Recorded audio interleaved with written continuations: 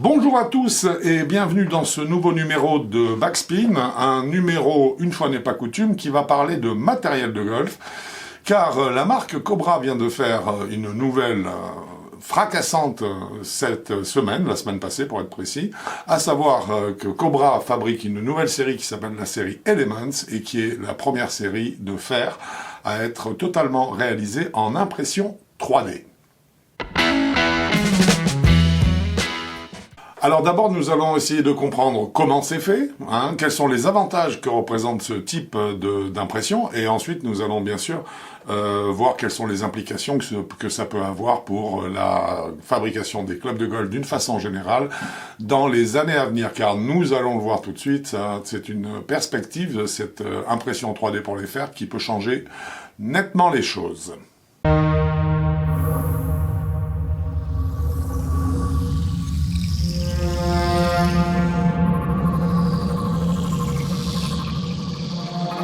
D'abord, il faut savoir que Cobra investit cette technologie depuis une demi-douzaine d'années. Donc ça fait 6 ans que Cobra travaille sur l'impression 3D pour la réalisation des clubs, mais en fait ça s'était exprimé surtout concernant des putters ou des fers un peu spéciaux, car vous ne le savez pas, mais depuis 6 ans, un certain nombre de joueurs du circuit qui sont connus, donc je parle par exemple de Berkshire, je parle de bien sûr de Chambaud, je parle de ce type de joueurs, mais pas que, il y en a un pléthore, qui ont déjà eu recours grâce à Cobra donc à la réalisation de phases de club. Pour Berkshire c'est le cas, donc on imagine qu'il n'y a pas de problème de solidité avec cette technologie.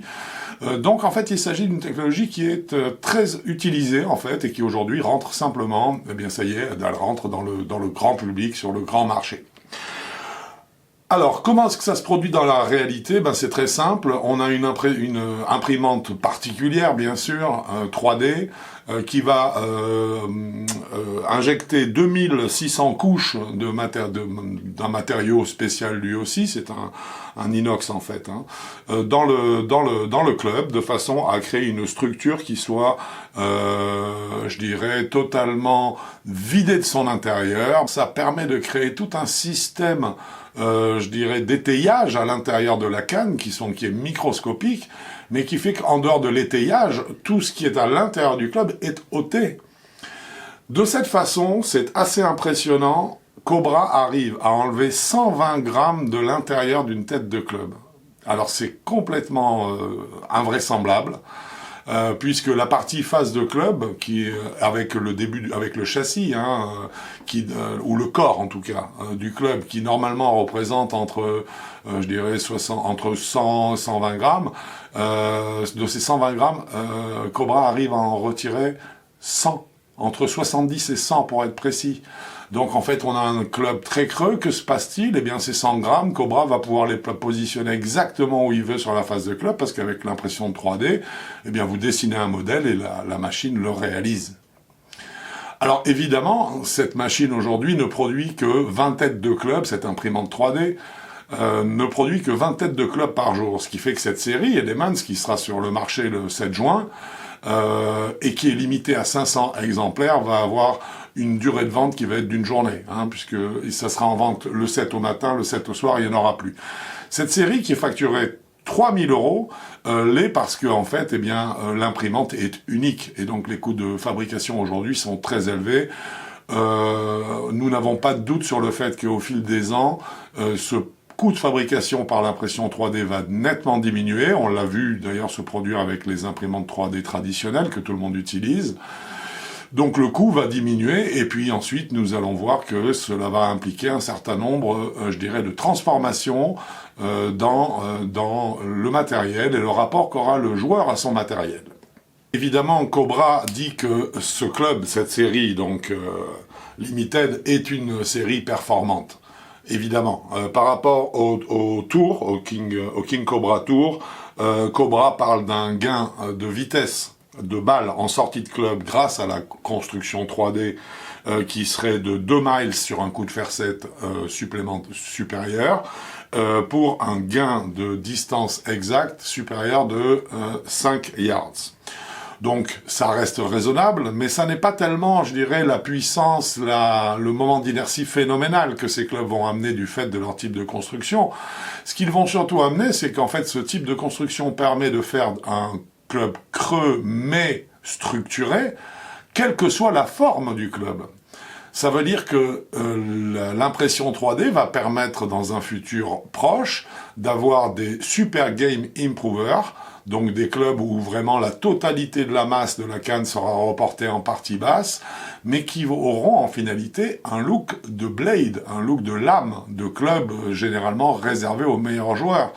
Ça va être à la fin, je dirais, des clubs un petit peu pâteaux qu'utilisent généralement les joueurs qui commencent le golf, pour ressembler de plus en plus, quel que soit le niveau du joueur, à des clubs très aiguisés comme on le voit dans les mains des joueurs du tour notamment. Quelles seront donc les conséquences de cette technologie 3D utilisée dans la fabrication des clubs de golf?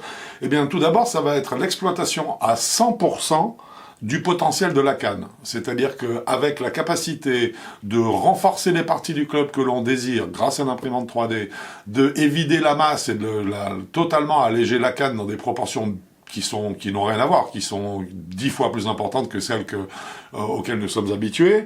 Nous allons avoir donc le potentiel de la canne qui va être au max, et nous avons, comme on vient de le dire également, avoir un découplage total entre la forme du club et sa fonction. Ça, ce sont les deux premières choses, évidemment, qui vont nous sauter aux yeux. Mais si on y réfléchit aussi, l'impression 3D, ça signifie qu'en fait, la délocalisation des usines de fabrication par rapport aux maisons mères ne sera peut-être de moins en moins justifiée. À partir du moment où la réalisation est faite non pas en usine, mais par des imprimantes 3D, il ne faut qu'une personne pour appuyer sur un bouton qui fasse démarrer l'impression d'une journée, et une autre le soir qui vienne surveiller que tout soit bien passé et récolter le fruit, je dirais, de la production journalière. Ceci donc va effectivement impacter, je dirais, l'emplacement des fabriques de clubs, mais ça veut dire aussi que ça va impacter le type de distribution. Et on risque dans ce cas-là d'avoir une diminution des frais, notamment de transport, avec toute la pollution bien sûr que ça implique, ce qui sera de toute façon évidemment une bonne nouvelle et qui sera là pour nous plaire. Ça c'est une très bonne chose.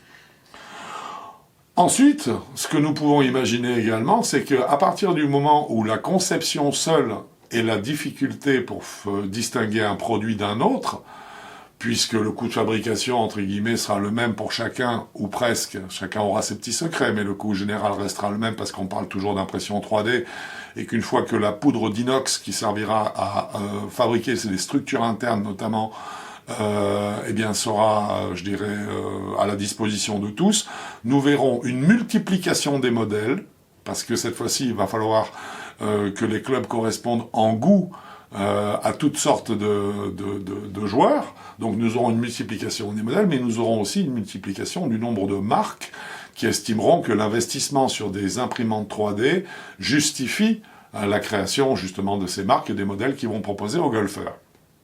La conséquence, par contre, qui est plutôt néfaste, que l'on peut craindre à partir de cette technologie, c'est de voir quand même un appauvrissement général des sensations que les clubs de demain produits selon cette technologie pourront délivrer. Alors pourquoi?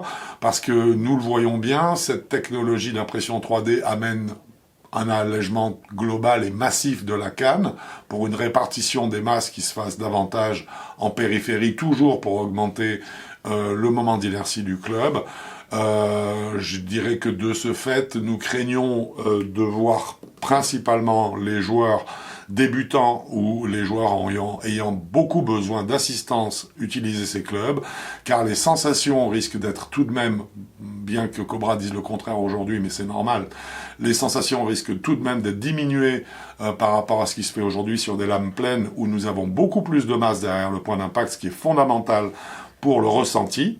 Oui. Et donc nous craignons que cette technologie soit surtout une très très bonne nouvelle donc pour les joueurs qui sont dans la partie haute du classement plutôt que de ceux qui sont en partie basse. Voilà, ce numéro de Backspin est dorénavant terminé. J'espère bien sûr qu'il vous aura plu. C'est une réflexion très intéressante. Hein. Cobra, grâce à cette nouvelle série et cette nouvelle technologie, a tout de même réussi à montrer que c'est une marque qui est très très très très innovante. Toutes nos félicitations là-dessus, en tout cas, et nous allons voir bien sûr dans les mois qui viennent si d'autres fabricants s'engouffrent dans cette voie qui est tracée donc par Cobra. Bon golf à vous!